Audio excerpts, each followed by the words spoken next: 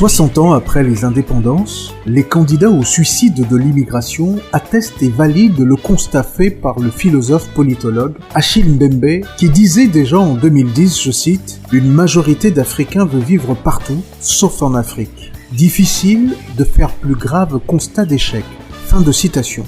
Les prénoms africains francophones rivalisent d'exotisme.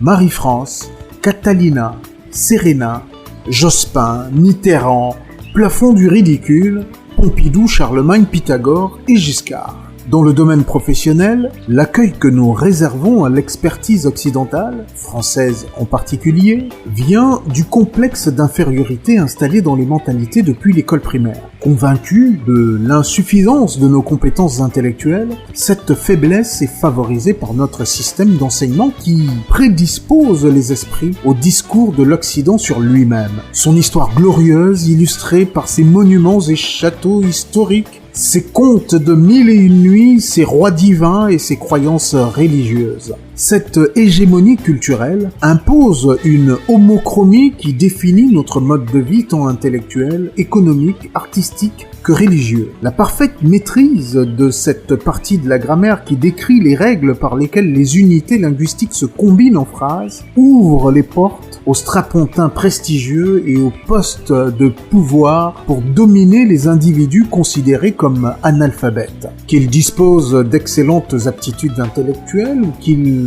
soient d'éminents lettrés en langues africaines n'y change rien. Nous avons pris l'habitude de penser les concepts dans leurs définitions occidentales. Sidi Diop, dans les souffles panafricains, soutient que les mots sont bien plus qu'un moyen de communication. Ils ont une histoire et représentent des expériences, des intentions, des projections. Ils organisent la pensée puis posent les comportements. En fait, définir notre propre réalité par des langues étrangères restreint sévèrement nos potentialités.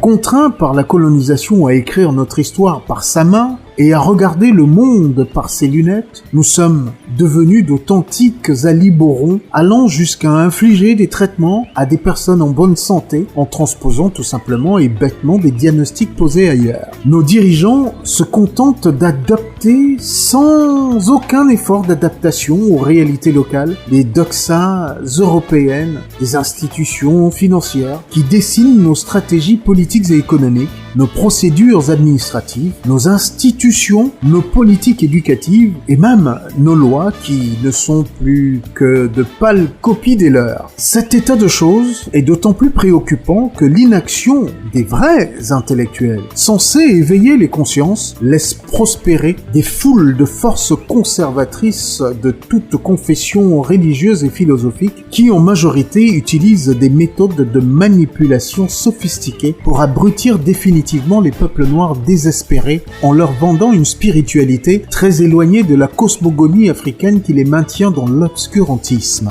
Pauvres Africains, nous sommes les seuls au monde à souhaiter voir nos enfants dès le bas âge s'immerger dans la culture de nos colonisateurs, prêts à tous les sacrifices pour les scolariser en Europe, en France précisément, pour qu'ils nous reviennent adultes armés de connaissances éparses, se frappant la poitrine avec arrogance et nous infligeant les mêmes mépris que les Occidentaux.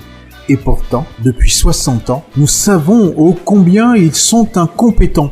La façon dont ils ont géré nos pays en est la preuve évidente. Qu'on se le dise, et bonne journée.